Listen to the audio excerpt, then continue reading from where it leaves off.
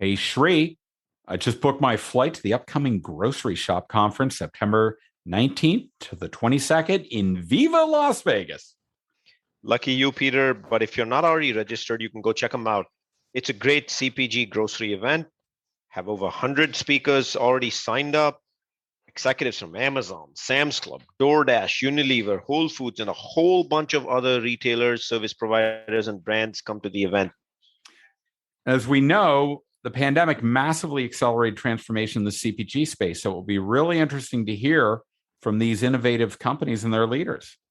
Plus, Peter, there'll be tons of networking events, just as most of the other events in this industry, opportunities for conversations, learning, etc., on site as well. Should be a good time. I know, Peter, you're going to be there, and so will our Fresh Folk co-hosts, Andrea and Melissa. So come hang out with them and have a good time. You can learn more about it by visiting www.groceryshop.com. Welcome to another episode of the CPG Guys podcast. Our co-hosts, Shri Rajagopalan and Peter V.S. Bond, explore how brands and retailers engage with consumers online, in-store, and everywhere in between. And now, here are Shri and Peter. Hello, everyone, and welcome to the CPG Guys podcast. I'm one of the aforementioned CPG guys. I'm PVSB. I'm also the Vice President of Partner Development at Fetch Rewards mobile loyalty platform. As always, I'm joined on this educational journey about how brands and retailers engage consumers by my good friend and a notorious, sorry, I had to do that, thought leader in the consumer packaged goods world. He's always curious, which I think makes him the ideal podcast partner. Please join me in welcoming the other CPG guy, Shri. Shri, how you doing today? I'm doing awesome, Peter. You know you're not supposed to get me singing on this podcast because that becomes a theme for the day. And now we're going to talk about Biggie Smalls. Oh, boy. And Tupac. Okay. East Coast, West Coast. And I am at the time of this recording, I was relocating to California from New York City in 10 days. Big move for us and the family, but looking forward. But Peter, can't wait to get this episode started. Shri, have you bought your late season ticket package for Dodger Stadium yet? You can go see them win the World Series maybe again. Here's what happened, Peter. I didn't have to. They're giving it away apparently because of how the season's going. Well, they're already in place. They're bidding for a cent on eBay. They're already going to the playoffs if the season ended today, Shri. That's the good news. Anyhow, thanks, Shri. Before we get to our guest, I want to remind our audience that all of our content, over 100 episodes, it's available on 40-plus podcasting platforms. You can listen to it on your home virtual assistant.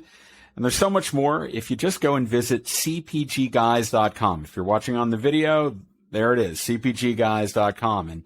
And Shri, as always, it's free. We don't charge people for this, do we? We gotta start charging them. God, no, I wouldn't. We're not gonna do that. Nah, Peter. Content should never be right. Education and knowledge. No.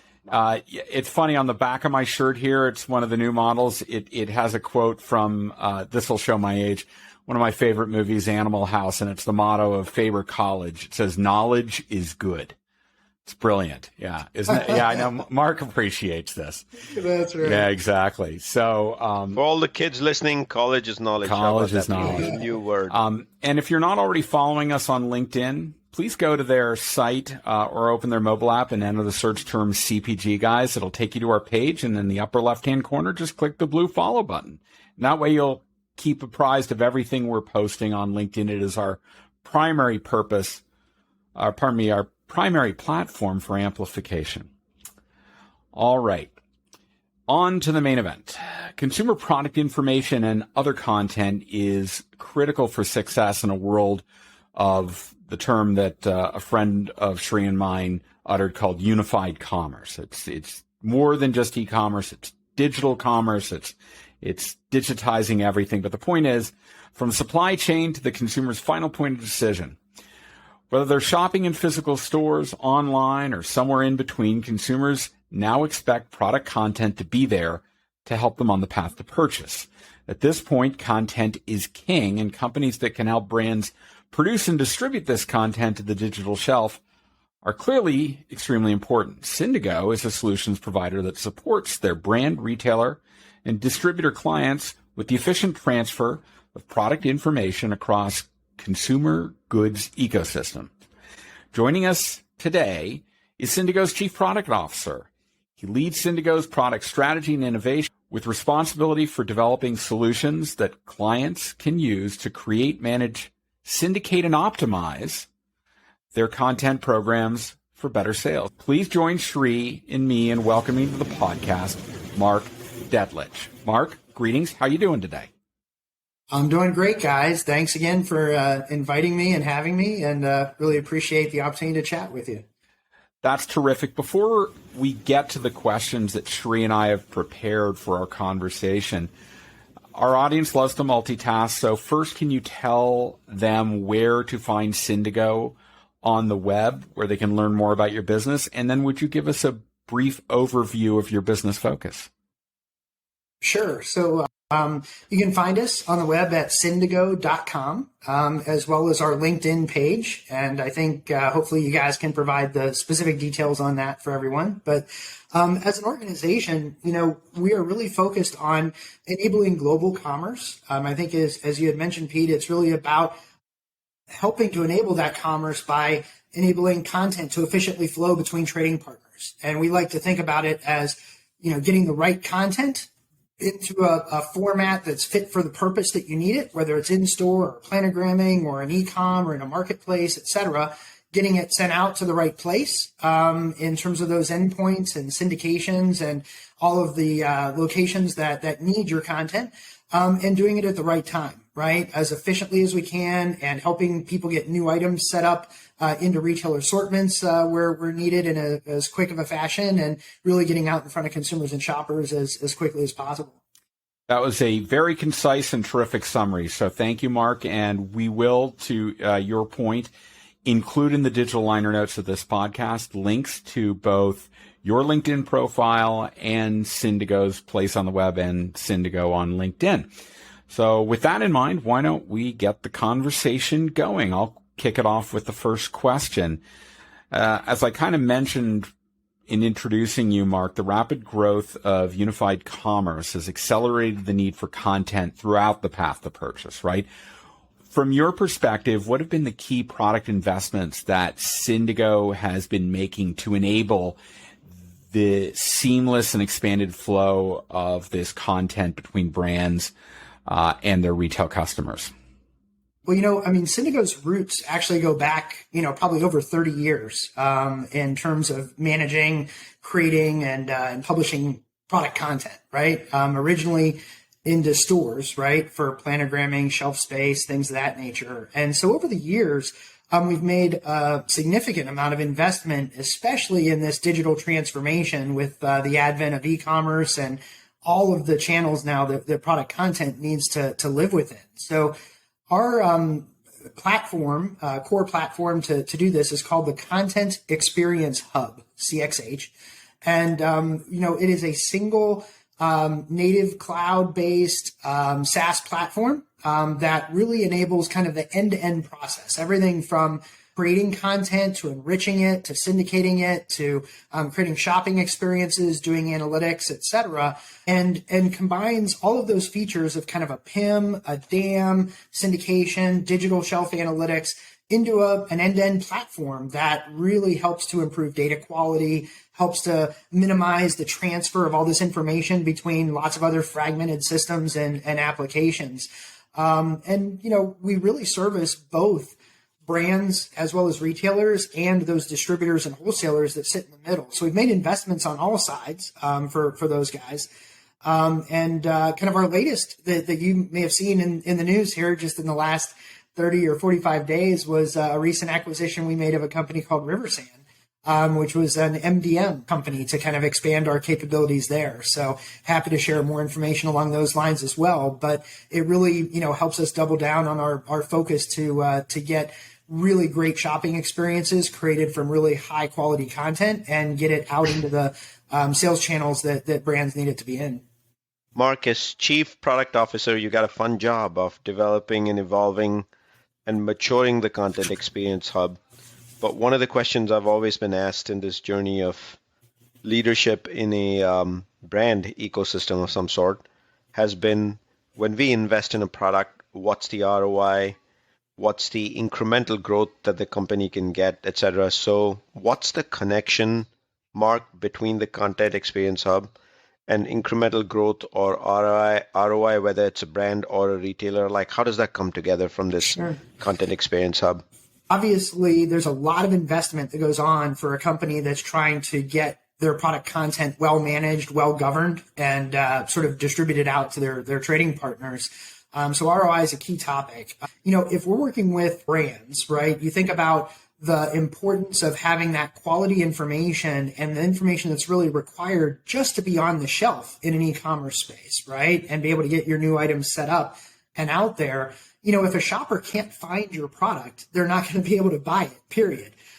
So it's critical that you've got the appropriate attribution, the appropriate imagery, the appropriate descriptions, etc.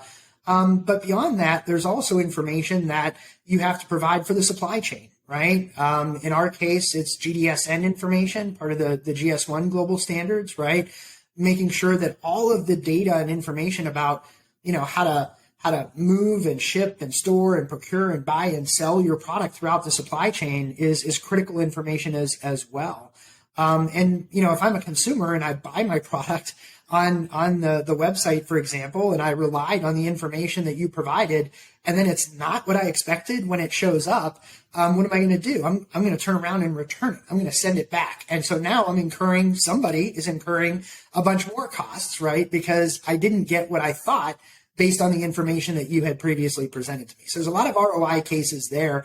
On the retailer side of things, it's really all about connecting with the shopper, reducing the time in which it takes to set up new products, to grow your assortment, to bring in new things for your shoppers.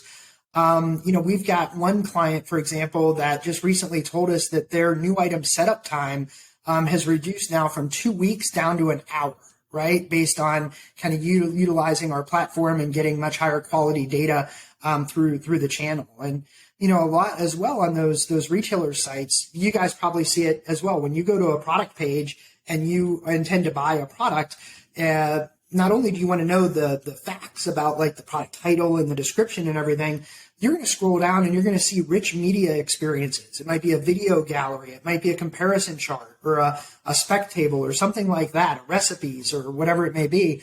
That rich media is critical to shoppers in their path to the purchase, right? And you want to make sure you've got that kind of content out there to help convert the shopper. And from our research and from the pages we support like that, we're seeing anywhere between 12 and 36% sales lift for products that actually have that enhanced content and rich media out there available on the page. Mark, we are an educational podcast. And so before I get to my next question, I'm a little disappointed, Shri. You let Mark throw out some acronyms without asking him to explain them. So I got to cover off on them. There are three in particular. Mark, what's a PIM? So a PIM is short for a product information management system. Mm-hmm. And, we can go into sort of discussing how it fits, but that's what it is. Period. And what is a DAM? A DAM is digital asset management. Okay. So very similar, managing images, videos, all types of digital assets. And what is an MDM? MDM is master data management. Okay. And, it is an alphabet soup, right? Yeah. But believe it or not, all these things need to kind of work together in concert in order to really do what's required. All right. Thank you for that. Just needed to cover off to make sure. Cause, there are a lot of people. I feel like that was a test. No. It wasn't meant to be. It's more that there are a lot of people in our audience that really appreciate when we explain what they are so they can then do the research. Because there are some people in our audience that aren't as deep into our industry as we are.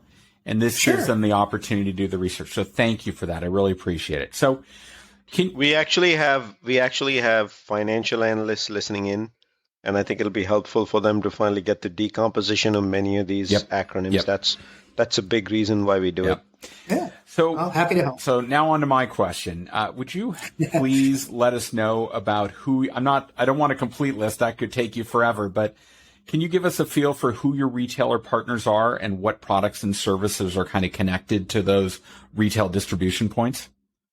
Sure. So, from a retailer perspective, I guess in general, we've got, well over 12,000 clients out there. That We could do take business 4 with episodes alone, Yeah. just to get through. So Exactly. But on the retail side, we have think of any large global retailer that comes to mind, and odds are they're a partner of ours receiving content from us. We're doing business with them in many ways and across many verticals. I know we're here from a CPG and food perspective, but we also service durable goods, electronics, luxury items, industrial, healthcare, medical device, you name it, right? So the platform and our capabilities really crosses lots of verticals.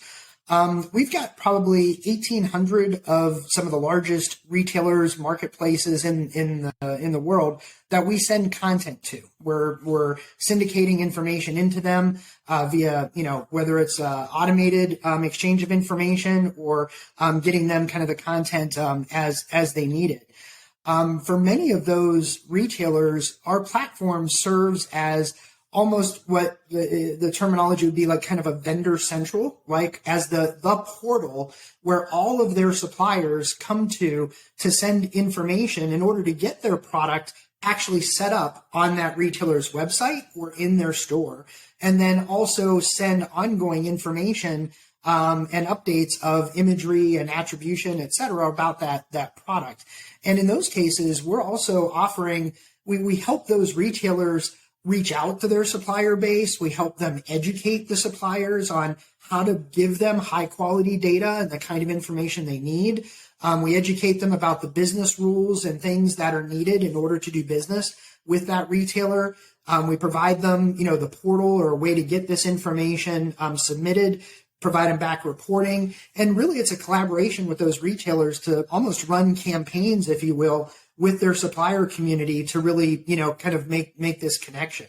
Many of those retailers as well allow us to put that rich media, the enhanced content onto their product pages. So we support millions and millions of product pages at sites all over the world to provide that information from a brand directly into that shopper experience. For retailers, we also have what we call the marketplace, right? Which in a lot of cases, maybe you're a small local retailer. You don't have a giant API integrated system and all these people doing product management and everything, but you still need images for your Sunday newspaper circular. You still need an image to put on your website. You still need some basic information to sell one of the products. The marketplace has a couple of million CPG products in it that are completely updated and fresh in terms of the imagery of the products, the label information, the content that people have access to in the marketplace and can pull down, kind of as they need it, or maybe their advertising partner needs access to it, or some other third party can come in and grab that and pull it down from the marketplace. And one final point on since we're talking about retailers, the unique service for them as well, we do a lot of content creation. And a lot of retailers these days have private labels, right? And they need some arms and legs and a system that really allows them to create content for their private label just as a brand would, right? And we provide that as a service and help those clients do that in the retail space. Mark, you referred to Vendor Central. Of course, you said you're like the Vendor Central. You are referring to Amazon's Vendor Central, I assume. Yeah, just that. I mean, I guess people tend to use it almost as a generic term these days, right? Lots of retailers have that supplier portal, a Vendor Central location, something that is their area, their piece of capability that allows all the suppliers to interact in sending them content. So I tend to use it as more of a generic term. So. Understood. Thank you for that. So I want to jump from there to scale. You mentioned, being global, and the PIM is a start, and there's the Content Experience Hub. But is this Content Experience Hub in the domain of scale brands only, like only large brands can really afford to participate in this? You are global. It is directly with the retailer. You referred to Vendor Central as the best example, the generic example. What about for small brands, startup brands, those that don't have those millions of dollars in revenue or $1 billion in revenue? Is there like a separate offering, or is there like another offering that they can work with for this content experience? Because they very much need to get their product info over as well. Yeah, absolutely. I mean, I think, we are built for scale from the small to the largest organizations out there. It still is a common platform, right? So because we've built a cloud native, 100% SaaS-based platform, microservices architecture, it's very scalable. And we have many clients who only need maybe to manage some product content for a couple of SKUs and send it to just one endpoint, one retailer, right?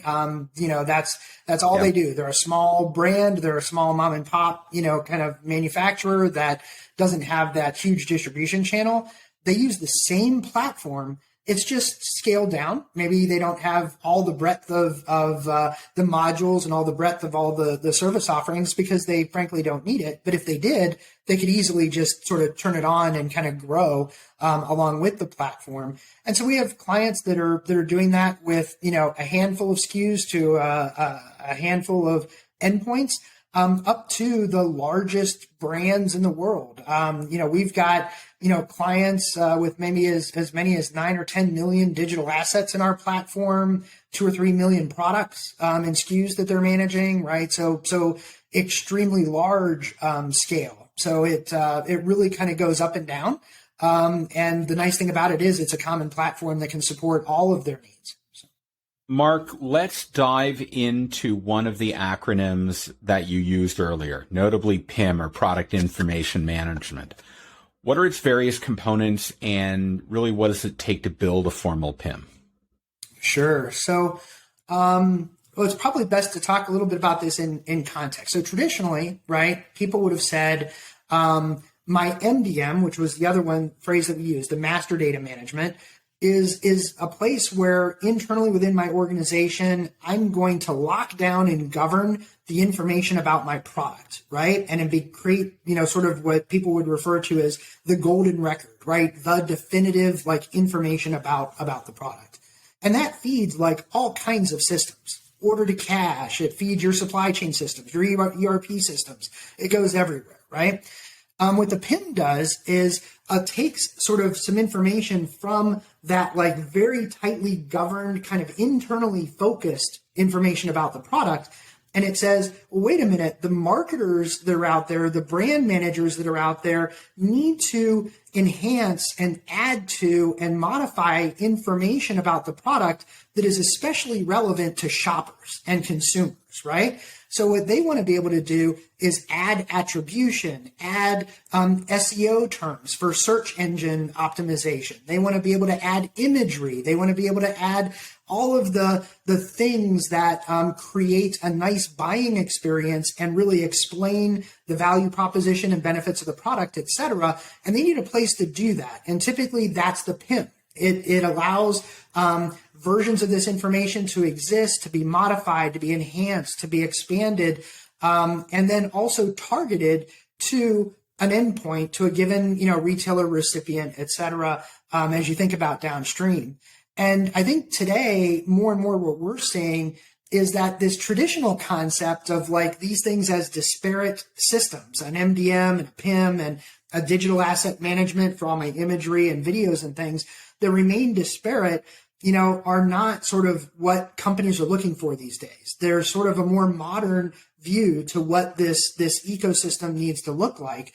And it really is kind of a platform that serves all those purposes for governance of data and control of data, and as well as enhancing and enriching the data, but then also actually syndicating it, actually like publishing and getting it to where it needs to go and ensuring that it actually got there, right, successfully, and is the right kind of information for the shoppers that are accessing, that end channel. And so that modern PIM, if you will, that sort of modern view to this is, I think, coming more and more into play. More clients that we talk to are saying, I need all those things. Can I just do it in sort of one place rather than all of these various components? And we think that makes a lot of sense. Context is very important to the kind of product data that you put out there. And by combining a lot of these things together, that's where you can start to get the necessary context to have really high quality product content and manage it from the PIM and all areas downstream. I just wanted to say to our audience that you used a term called syndication. And while it's not an acronym, it does what I want everyone to understand. It is the industry lingo that is descriptive of how content gets from a brand to appear on a retail site, is the syndication or distribution of that content. Shri? Thank you, Peter. So, we've talked various components. We've said Content Experience Hub, but we've also said DAM. Peter just referred to the syndication aspects of this. How about, Mark, can you give our audience a full overview of all the tools and solutions you offer, including, I'd love to know if you offer actual services to get all these stood up, support it, go forward, and then as you add more retailers, how does the brand actually get content over to that retailer, your partners? Yeah, sure. So the Content Experience Hub, again, common, end-to-end platform. It really starts with the ability to ingest content or create content, right? So if a given brand already has product information sitting in another system and they just need to sort of get it into more of a PIM and a syndication capability, we can ingest that. As we talked about earlier, there are many clients that we actually create content on behalf of them. So we have people send us physical products into warehouse locations. We have people located in distribution centers of key retailers that basically take all the photography and create the imagery for their products and enter all of the label data to create sort of that relational database, if you will, of the information that's required for a product. People can send us digital image flats of their product labels, things like that. There's a way to get started to get your data into the system and ingest it. After that, there's a way to manage your data, and you need to be able to add those attributes that we talked about from maybe your marketing people or your advertising agencies. You want to add additional imagery, things that expand on the data that is just the basic product information to provide additional attribution, additional information, search engine terms, things of that nature. On our side, in enrichment and management, we also have what we call Syndigo Wellness. And so for a lot of your audience that are probably food and beverage manufacturers, right?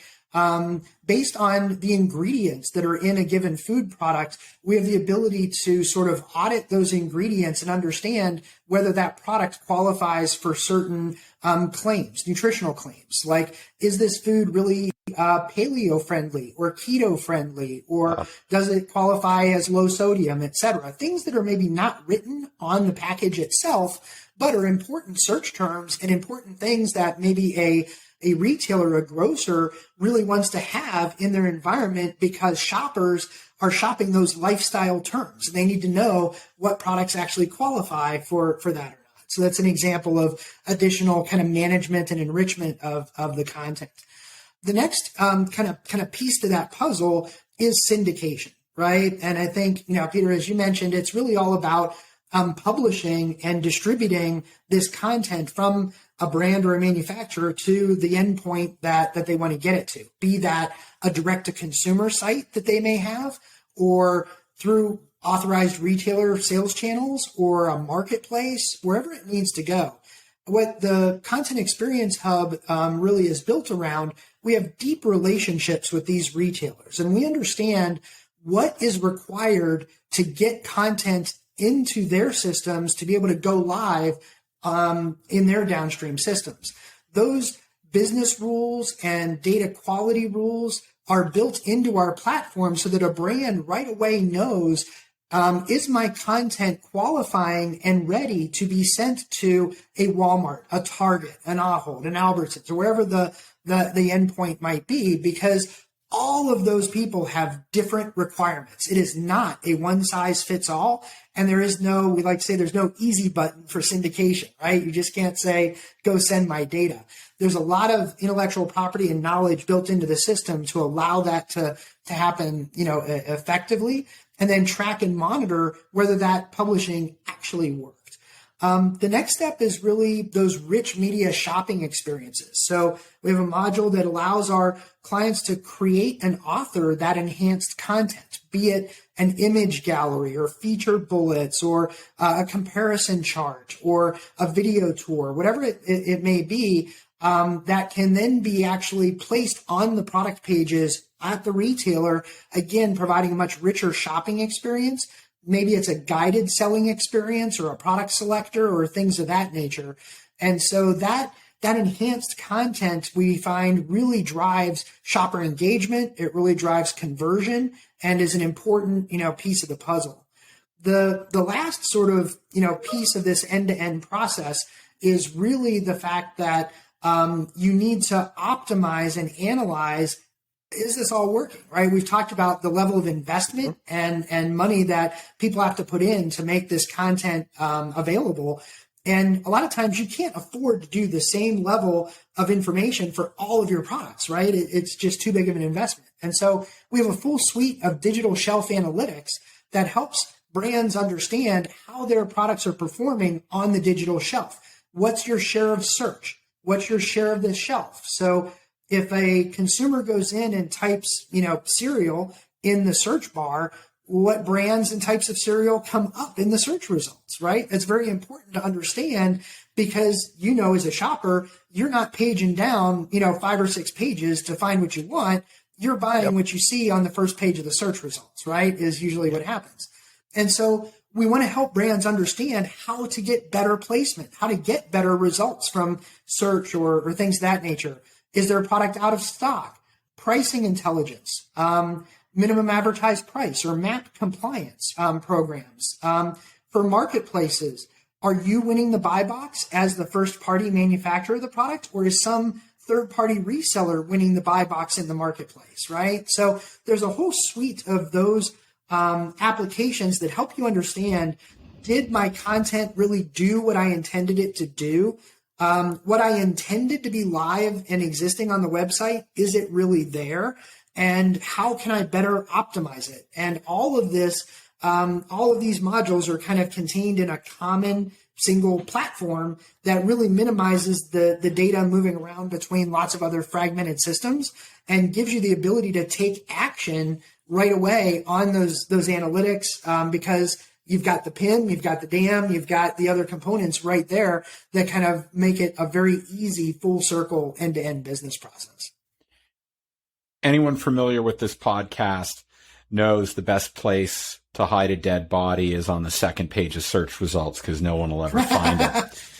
But that being said, you did mention reporting and analytics. So let's go a little deeper on that if we can, Mark. What reporting tools can your partners expect when they work with you, be it on the brand side or the retail side? Sure. So, obviously we have lots of content. We have lots of data. We have lots of insights and reporting capabilities. I would say everything from understanding the quality of your data and completeness of your data to how ready is that data for the end use that you're intending it to go to, right? Be that a planogram software in store for somebody for shelf space management, or an e-commerce endpoint or a marketplace, right? When you did want to sort of syndicate and push that information out, reporting and information about, well, how successful was it, right? Where is it in the publishing cycle? Because again, different retailers, different endpoints will have different ways in which they access this information. It's not always instantaneous. There are different workflows and processes in place. So we try to provide transparency and visibility to where is your data inside of this two-sided network. Data integrity, right? So I intended to publish to the end retailer website a certain set of images and a certain set of attributes and information about my product. What really is there? We scrape the live website and we provide something called Compare with Live, where a brand can see, this is what was in my PIM, this is what's actually live on the website. Where is it the same? Where is it different, right? And if it's different, why is it different? And that helps people have conversations with their retailer partners, like, why did you change my data? Or did something just go wrong when I sent it to you? Or would you like it in a different format? Is there a better way that I can do this, because we're not on the same page with what we intended to do to tell our story. So all of the other digital shelf analytics information that I mentioned, is available in the platform. And really, when you think about how, clients access this reporting, we've got curated reports that, answer business questions that we know our clients are out there and have. We've got dashboards that really try to boil up the data and information into some insights that you can take action on. As you can imagine, if you're in a company that has, a very large SKU catalog going to many, many sales channels, the amount of data that you have to update and manage becomes overwhelming. We try to help people hone in on exactly where there's bad data or where something needs to be changed or where action needs to be taken so that they can efficiently do their job. And, if you want to ad hoc, just create your own reports. We've got something we call Report Builder, right? Which basically gives free reign access to the database, and you create whatever kind of reports you want, schedule distributions, have it automatically sent to the people you want to send it to, kind of a full report building, suite and capability. And, probably as a final point, what I'd say on reporting is that there's a lot of clients who really say, you know what? I just need an API to get all the data, right? Because what I want is to bring all this data into one of my business intelligence environments, because I'm going to combine it with shopper loyalty data or sales data or other things that I have, or I want to slice and dice it, in a different way.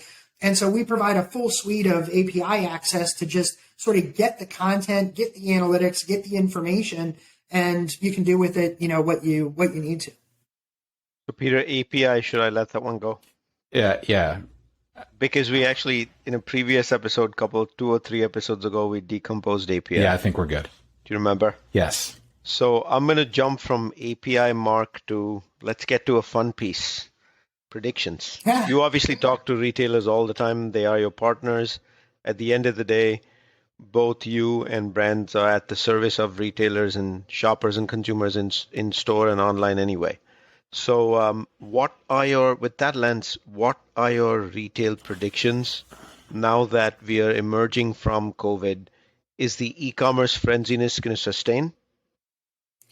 Yeah, I think that's a great question, right? And so if I had the crystal ball with the exact answer, I'd be in good shape. Here's a point of view. I think that the growth that we've seen, the e-commerce growth in the last year, just during the pandemic times, is probably equal to an entire decade's worth of growth from before.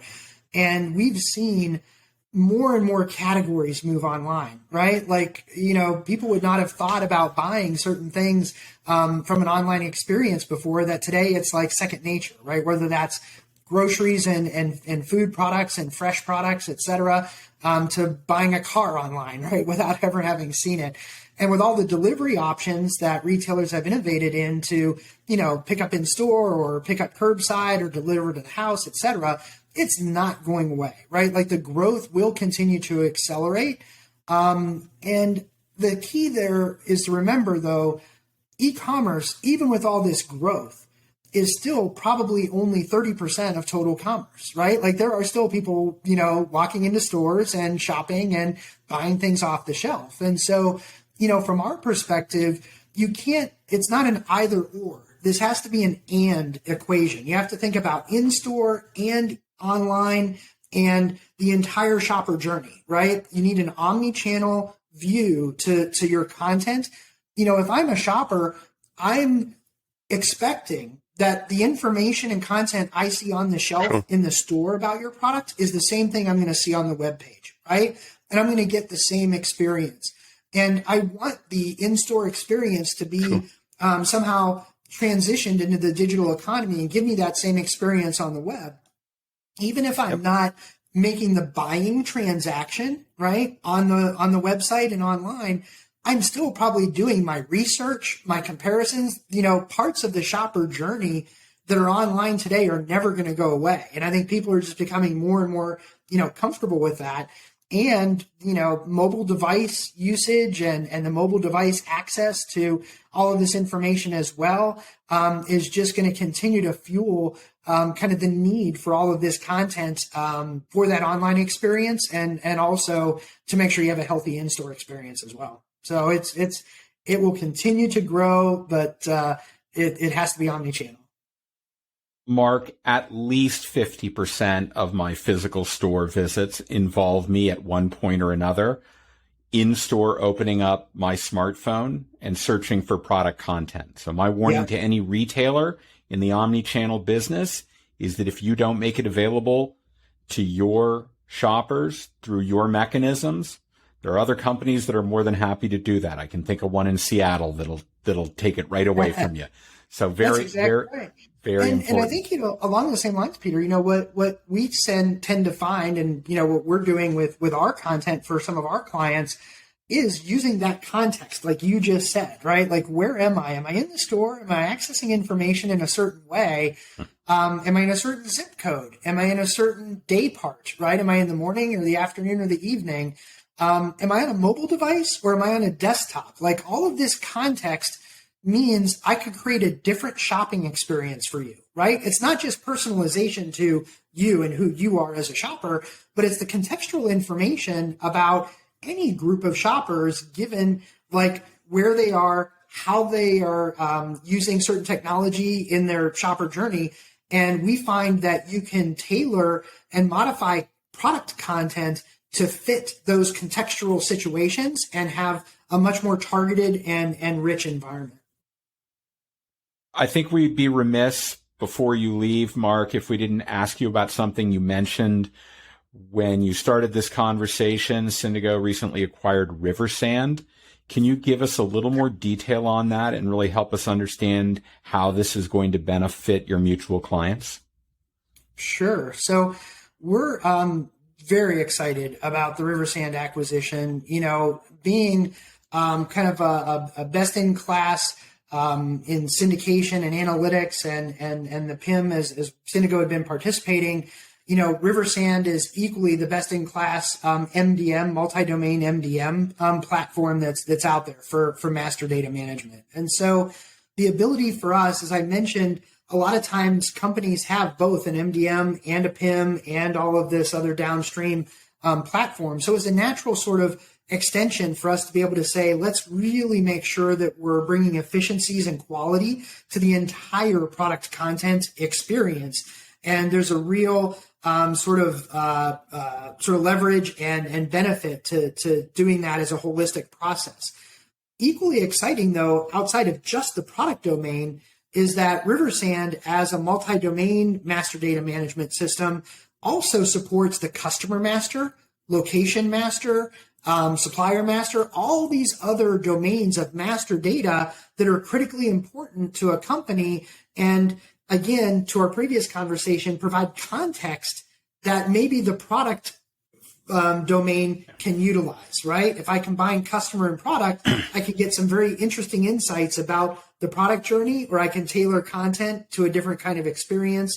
So we tend to think about it. We use the phrase that 1 + 1 isn't just 2. It's not even just 3. 1 + 1 is 11, right? Like, we see the opportunity for really a lot of innovation and thinking about the digital transformation of commerce in a much broader ecosystem than just kind of a PIM and MDM. And really, that's where we're most excited to move forward. We think this delivers tremendous value for our clients to be able to better manage and syndicate and analyze their product content. But we think we can also help to address some up and coming business challenges and really deliver some new value and exciting new innovations to our clients through the acquisition. For our audience, I'll remind you that if you visit cpgguys.com, you can find our podcast on 40 plus platforms. You can reach our LinkedIn page, our Instagram page, our Twitter page. You can find a list of our favorite podcasts that we like to listen to and other documents, and you can connect with us. It's all available for free. Just go to cpgguys.com. And we are an audience-driven podcast. We want our content to be reflective of what you want to learn about. So the best way to do that, go to ratethispodcast.com/CPG guys. Choose the Apple platform, leave a review, give us a rating. We greatly appreciate it. Our guest today has been Mark Detelich, the Chief Product Officer at Syndigo. Mark, thank you for appearing on the podcast. We really appreciate it. Oh, this was fantastic. It was a lot of fun, and thank you for the opportunity, and look forward to the opportunity to do it again. Links to Mark's profile and to Syndigo on the web and on LinkedIn. Just go to the digital liner notes of this podcast episode. Hey, Shri, this was very informational. What do you think? I had a blast, Peter, because we talked a lot about content. You referred to a friend's message early up front on what happens if you don't get content on the first page and it's not accurate. And when you're in store, that you're browsing your actual digital device, your smartphone, and usually if you can't find the product, you're going to walk away and the trip shifts somewhere else. So, and then we talked a lot about all the various tools that Syndigo has in what I call Content 360, or supporting content end-to-end across the board to make it holistic and make it easy for the consumer to find. So my net takeaway, Peter, real deal, huh? Yeah. Syndigo? Yeah, I think so. In terms of content.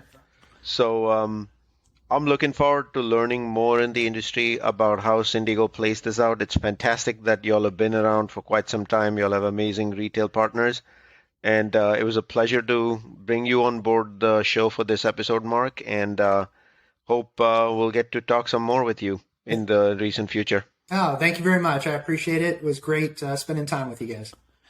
Shri, as always, thank you for joining me on this journey. Let's keep it going. And to our audience, thanks for joining us for this episode. And we look forward to speaking with you on the next episode of the CPG Guys podcast. Goodbye.